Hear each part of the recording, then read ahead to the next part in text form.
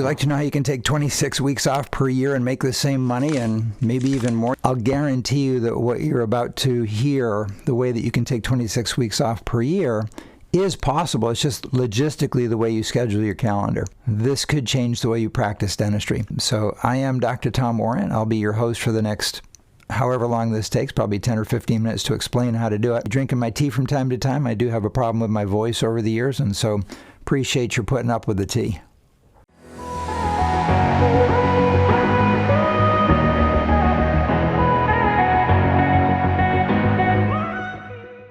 So you're probably thinking to yourself, that's too good to be true. There's just no way that I could do that. I'm already working crazy hours and crazy amount of days. And the PPOs are killing me. And by the way, PPO is killing you. When PPOs, were first introduced a number of years back, a couple of decades or more back, about 3 decades back, if you were writing off 15 or 20%, that was a lot. Today, what we're finding with our Freedom Summit members is we're looking at 30, 32, 35. There are some doctors who are writing off more than that. There's some in California that are up in the mid-40s, and we've seen a few at 50%. So most of you, if you're moderately heavy in PPOs, are probably in the 25 to 35% write-off range.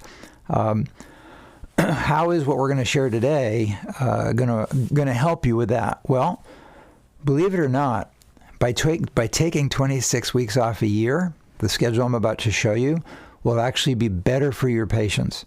I know that sounds kind of strange. You're going to take a lot of time off, and it's going to be better for your patients. But in the next 5 or 10 minutes, because this is going to be pretty brief, in the next 5 or 10 minutes, you'll understand why patients will love this.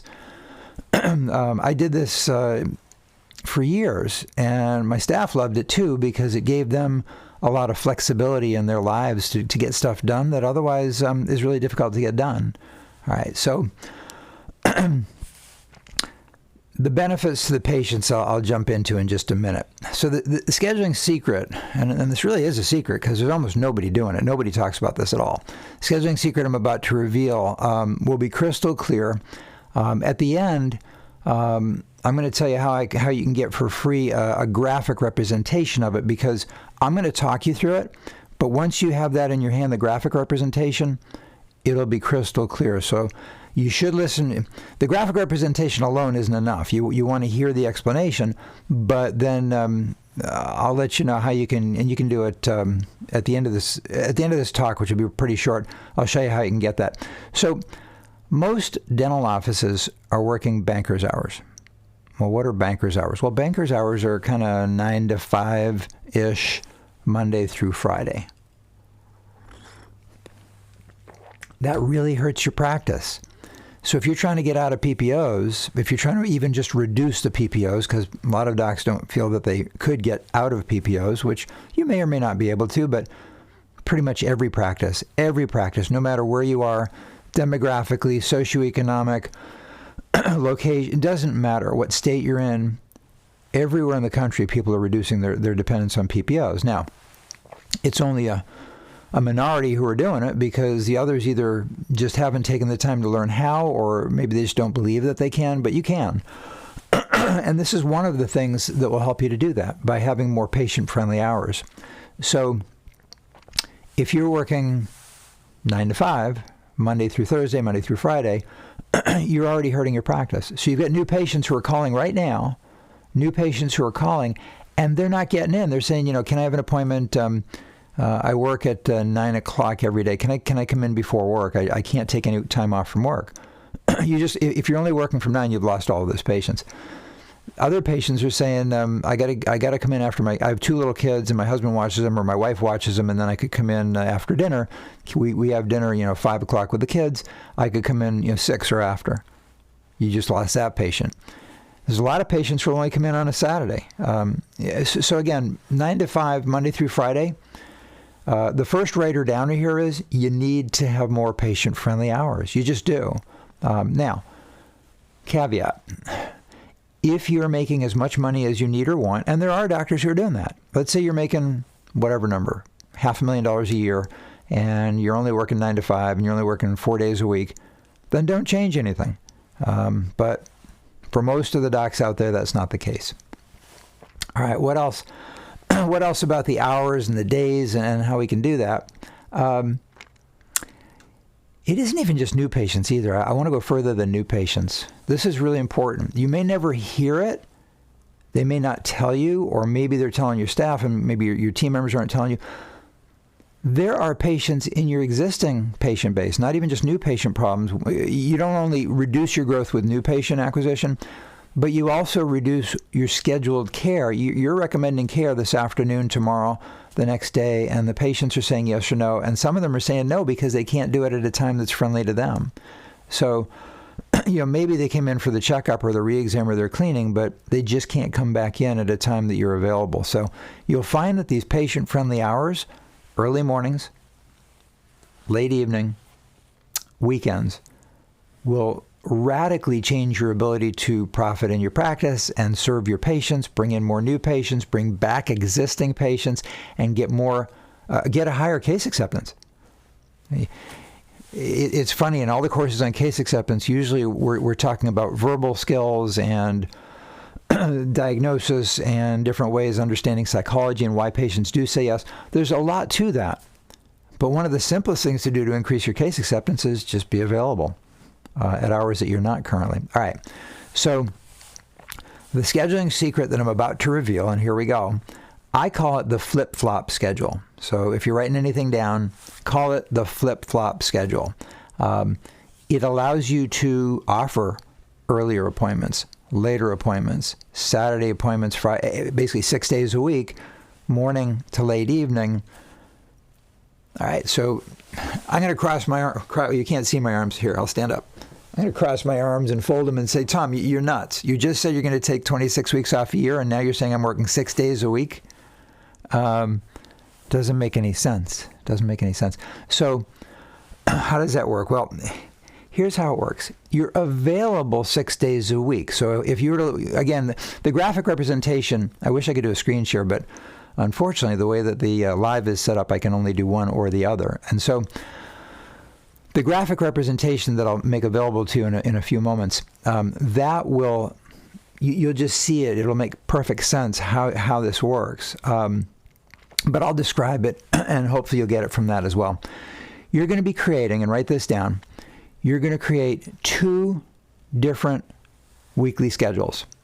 So your schedule is not the same week to week. There's 2. There's a week 1 schedule, and there's a week 2 schedule.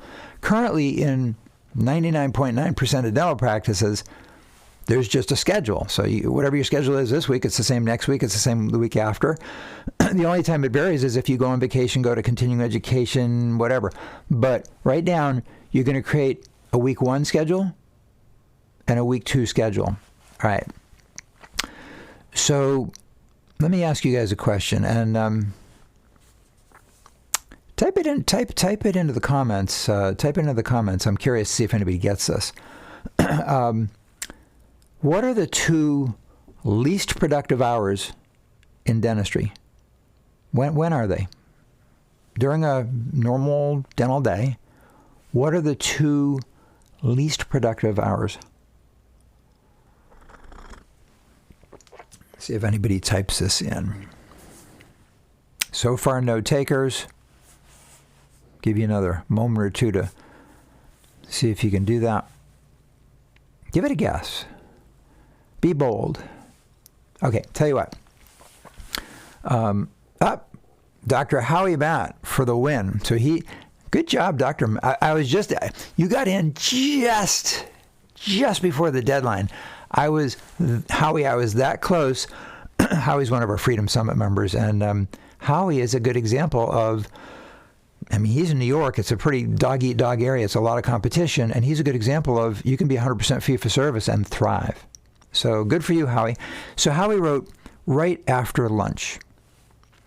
So I'll explain why in a moment, but what's the other hour? So either Howie or anybody else who's listening, go ahead and type in, what is the other hour that's the least productive? That one was pretty easy. And Howie got it, which was great. So 2 points for Dr. Matt. By the way, if you're watching this on video, write them down before I say them and see if you can get it anyway. Even though I'm not going to see you writing it in right now, write it down anyway. What's the other least productive hour? All right, since nobody's taken on that one, the other least productive hour is, drum roll, right before lunch. All right, so the one after lunch is pretty obvious why it's so unproductive. Not everybody comes back in exactly on time. And by the way, on time wouldn't be, let's say your lunch hour is 12 to 1. On time wouldn't be 1 o'clock. On time would be you're back in there at 12:45. What happens is people come in at 10 of, they come in at 5 of, or they come in hoping to be okay, just coming in on just barely. There's a patient who should have been seated already, should have been greeted already. You need to floss and brush your teeth and use your tooth and gum tonic. Love that stuff, by the way. If you're not using, Bernie Schechter's already retired and sold the company, but Bernie came into my office one day. He was not very far away from my Framingham office. And Bernie said, he was introduced to me by another dentist we knew in common.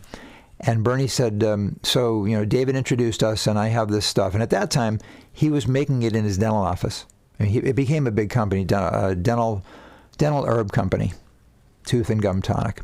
Anyway, long story short, I'm not going to go into the whole details there, but he's kind of like a mad scientist. He reminds me of that guy from Back to the Future. I forget his name, but the guy with the long flowing white hair and the car and all that. He's like a mad scientist.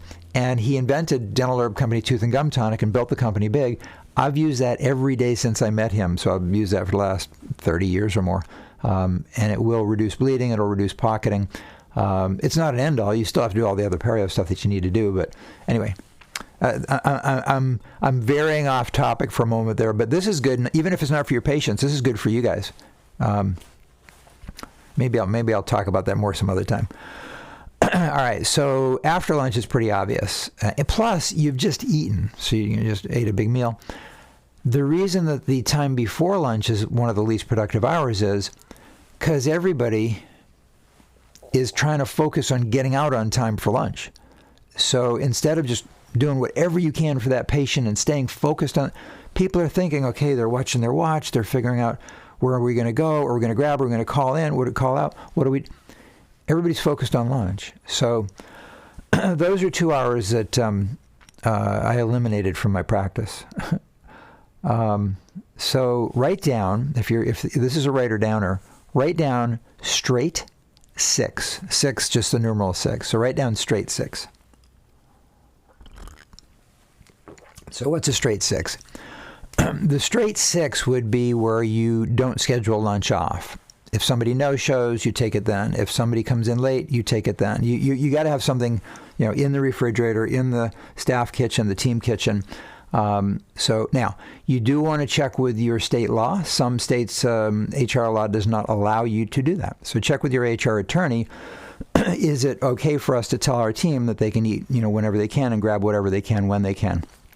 And if everybody shows up, you grab what you can in between patients, 5 minutes, whatever. Now, they're paid all the way through because they're there and they're working. Now, again, certain states that's not legal. You got to make sure that your attorney says that that's fine. And by the way, whether or not you do straight 6 doesn't, let's say your state doesn't allow it. That doesn't mean you can't do the flip-flop schedule. It just means you're going to do 1 more hour each day. So it's more productive to do the straight 6. So these are 2 totally different concepts. I'm just giving you the whole picture of how we scheduled. So we did a straight 6.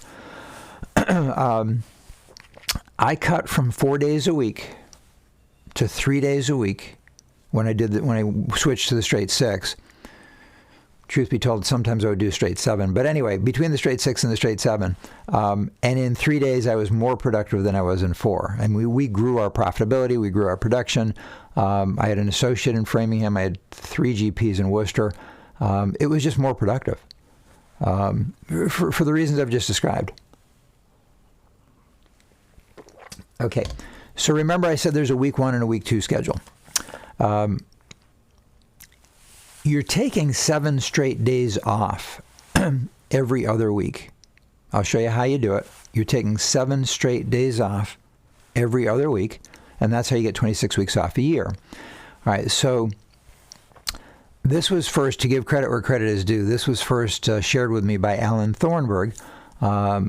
Many, many, many years, he was kind of like a father to me. My father had passed away, and Alan and I got very close, and he shared all sorts of secrets that he had really not given anybody. Alan Thornburg's middle initial is F. The reason I'm telling you that is because his initials were AFT. And the reason I'm telling you that is because you know Alan Thornburg, you just probably don't know his name. So if you take AFT, and then he just added the CO for company, so his company was AFT Company, or AFTCO. So Alan founded AFTCO, the largest transition specialist in the United States, by double the rest of the industry. Anyway, so Alan shared the flip-flop schedule with me, and it was just brilliant. I did it in my practices. It was amazing, and many of our members in Freedom Summit have done it since. So let's talk about how you schedule week one.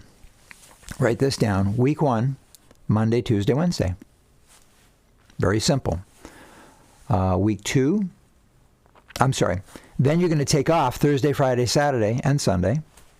And now you're going to take off, since now you're in a week two, now you're going to take off Monday, Tuesday, Wednesday. So again, I'm going to repeat that because I want you to write it down really clear. And when you see the graphic, it's just going to go, oh, that's how we can schedule it. We can just copy this right into our computer.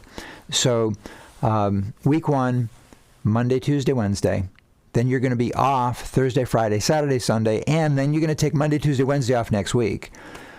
Week two schedule is, you've taken off Monday, Tuesday, Wednesday. Now you're going to work Thursday, Friday, Saturday. So Thursday, Friday, Saturday, Sunday off. So Thursday, Friday, Saturday. And now you're back to week one, so you're going to work Monday, Tuesday, Wednesday. So with the exception of Sunday, which you're not working, you're really working 6 in a row because you're working 3 and 3, and then you're taking 7 off because you're including the Sunday off. So now, let's say you said, I don't want to do the straight 6. I'm just going to do my normal, lunch break, or maybe your state requires it or whatever. That's fine. Maybe you even said, I'm going to play devil's advocate. Maybe you even said, I'm afraid to go to 3 days. I don't think it'll be as productive. It could be. Maybe it won't be, but it could be. But let's say I'm afraid to do that. So if you're afraid to do that, what I would do is just do 4 days instead of 3. So now, maybe your week one is Monday, Tuesday, Wednesday, Thursday. Then you take Friday, Saturday, Sunday, Monday, Tuesday, Wednesday off. So you can still do it that way. But now you instead of getting 26 full weeks off, you're getting 26 6-day weeks off a year. Either way, you're either getting 26 6-day weeks, where you get 6 straight days off every other week, or you're getting 7 days off. Either way, it's an amazing schedule. Now, let's talk about the hours. When I did my straight 6 or straight 7, I would come in at 7 a.m. for the first patient. And you don't have to. Maybe you do 8, but 8's the latest I would start, but 7. And I would only work until, 6 is only till 1. Or if I did a straight 7, it would be just till 2. So even on those days, even on the days I was working, I was done at 1 or 2 on the days that I started early. And the staff loved that. We would have one team member who would be there when we're not there so that they could answer phones. But other than answering phones, nobody else was in there. As I grew and I added the full-time associate in Framingham, then he and I worked opposite weeks 1 and 2. That wasn't good English, but you know what I'm saying. So you can do that. You can have, so because people have asked me, some of our members say, well, what do you do if I have an associate?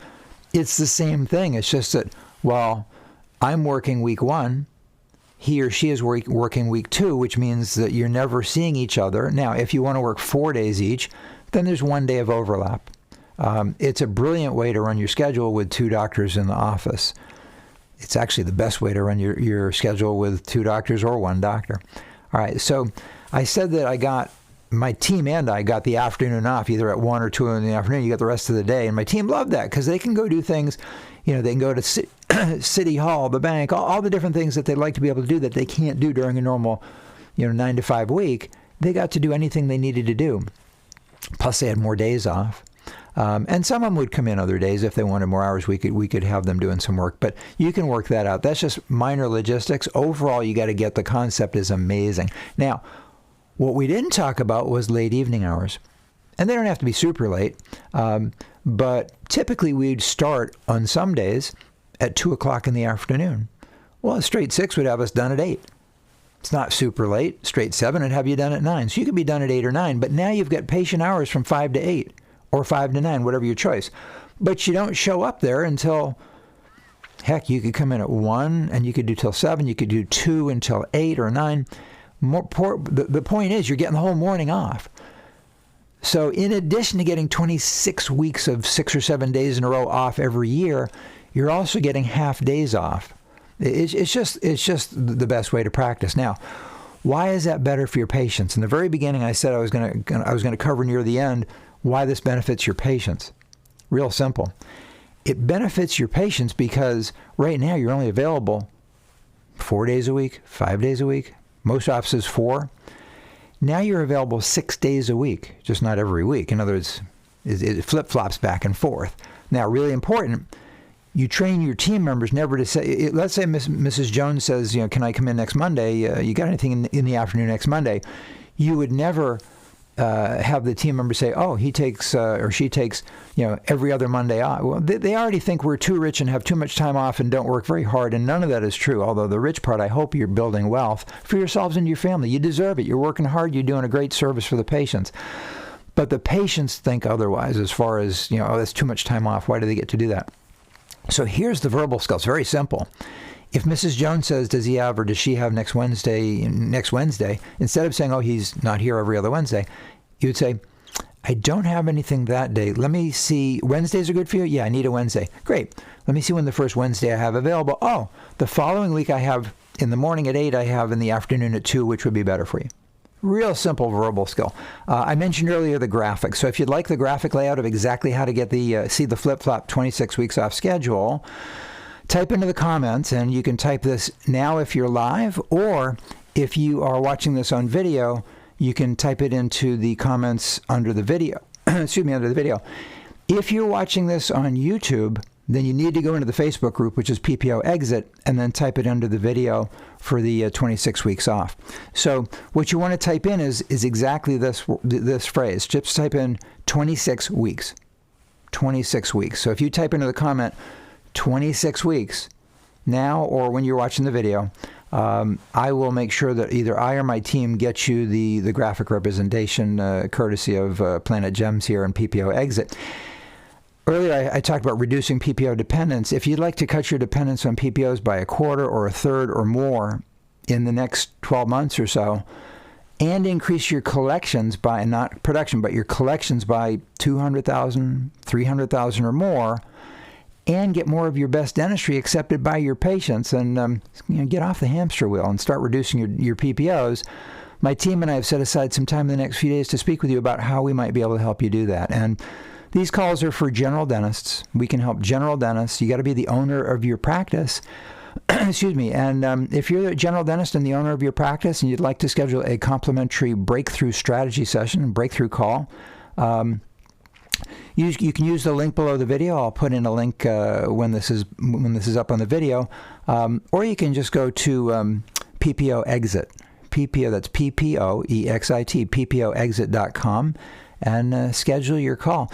I will guarantee you it will be, whether we end up working with you or not, it will be the best 60 minutes you've ever invested in your practice. It just will be. Everybody tells us that. And if you're sick and tired of being sick and tired of struggling with PPOs and everything that goes with it, and you want to live a first-class lifestyle, build for your family and build for yourself, hop on a call with our team, and we'll see if we can help you out. And as I said, even if you don't end up working with us, you're going to get really good clarity on what are the next steps that I need to take in order for me to reduce my dependence on PPOs and retire when I want to, and do what I want, when I want, and with whom I want. So again, use the link below the video or go to PPOExit.com. And folks, remember, you're just one gem away. It's wonderful being with you, and looking forward to seeing you next week, same time, same station. Take care, and have an amazing weekend.